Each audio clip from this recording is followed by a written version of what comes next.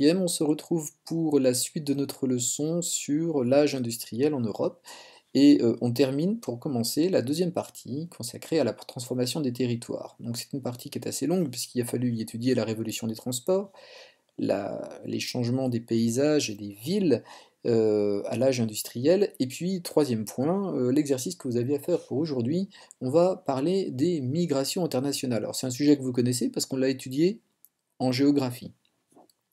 Eh bien, ces migrations internationales deviennent très très importantes au cours du XIXe siècle et elles prennent un caractère massif qu'elles n'avaient pas eu jusque-là. Donc cet essor des migrations internationales, on va l'étudier à partir d'un dossier qui était dans votre livre, page 96-97, qui était consacré à l'exemple de l'émigration italienne à la fin du XIXe siècle. Donc voilà ce qu'il faut déjà noter. Prenez votre livre, page 96 et 97, et nous allons corriger les réponses à 3 questions seulement. On va développer rapidement cet exemple.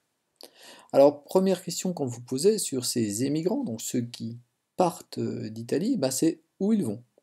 Quelles sont les destinations privilégiées? Alors, les migrants italiens sont partis dans beaucoup de régions du monde, en Europe, en Amérique du Nord, en Amérique du Sud, un petit peu moins en Afrique et encore moins en Asie, en Australie, mais c'est des millions d'Italiens qui sont partis dans cette aventure qu'est le trajet de la migration internationale. On peut retenir quand même 2 destinations privilégiées.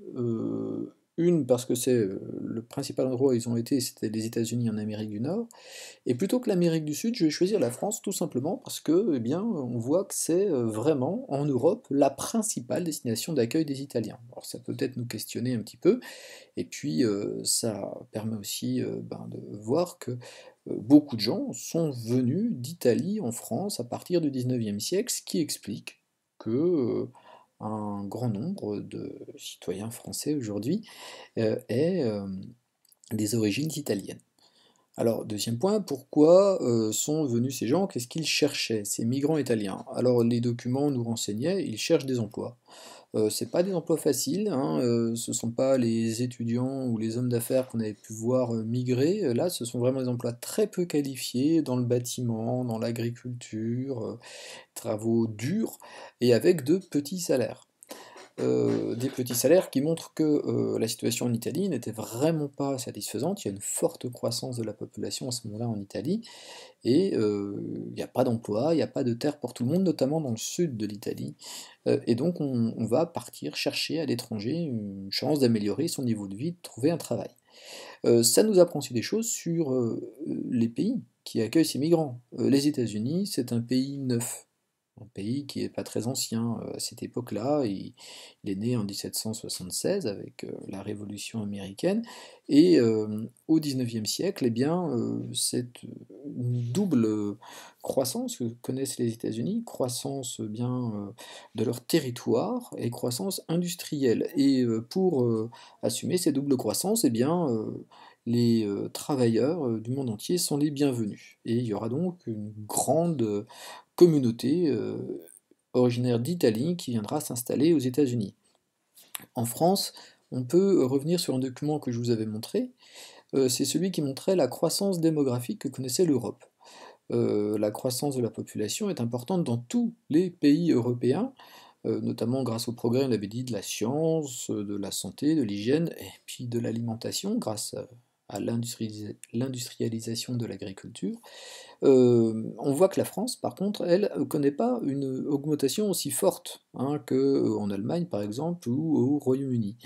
Et cette augmentation, pas assez importante, fait qu'on a un manque de main-d'œuvre et que le recours à la main-d'œuvre industrielle, notamment étrangère, est indispensable. Ce que je suis en train de dire, en fait, hein, c'est que l'âge industriel, la révolution industrielle en France, elle s'est appuyée en partie sur une main-d'œuvre étrangère sans laquelle il n'y aurait pas eu le même développement industriel. Donc voilà pour le point de vue des pays d'accueil. Alors, dernière question, quelles sont les populations italiennes qui partent?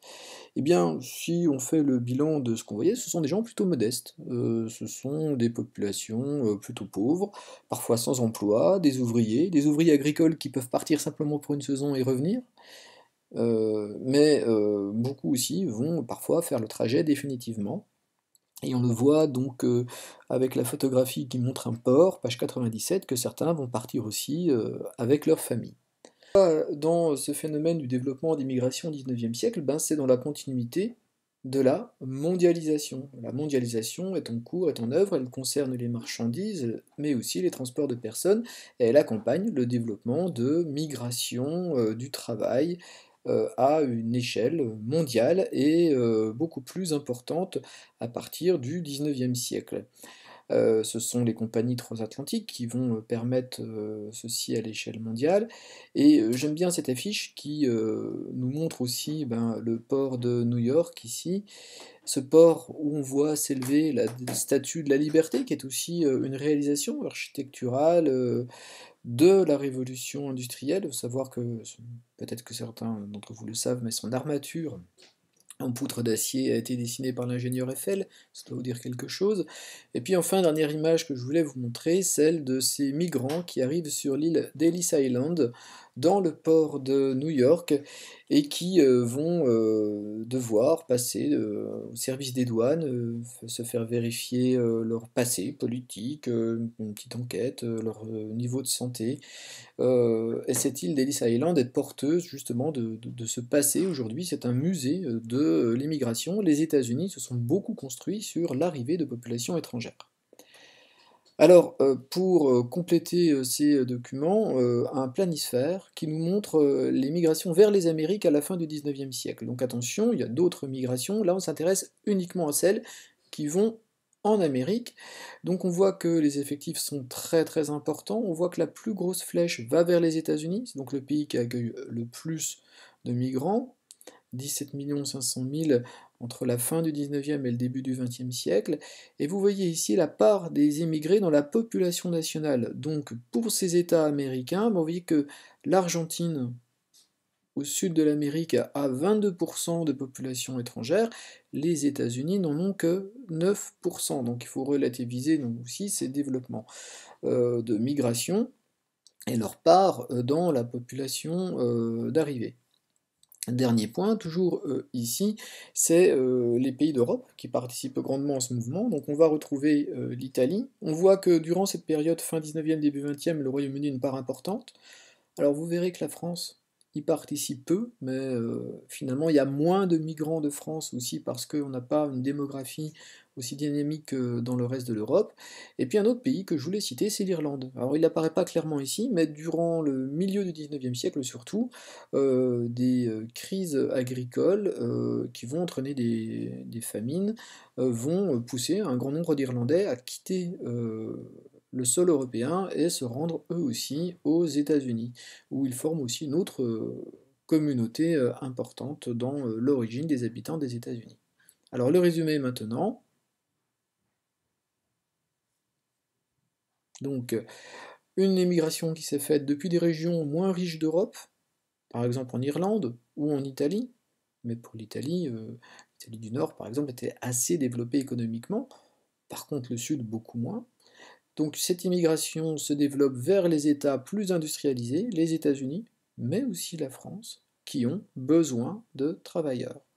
Et pour citer quelques chiffres, de 1820 à 1920, j'ai trouvé cette estimation du nombre d'Européens qui sont partis, qui ont émigré de leur territoire, de leur pays, c'est 55 millions. Alors certains sont partis aux États-Unis, ont été en Amérique, d'autres ont été ailleurs dans le monde, d'autres ont été aussi en Europe, mais ça montre bien qu'il y a une accélération de la circulation et donc un territoire mondial qui s'est transformé.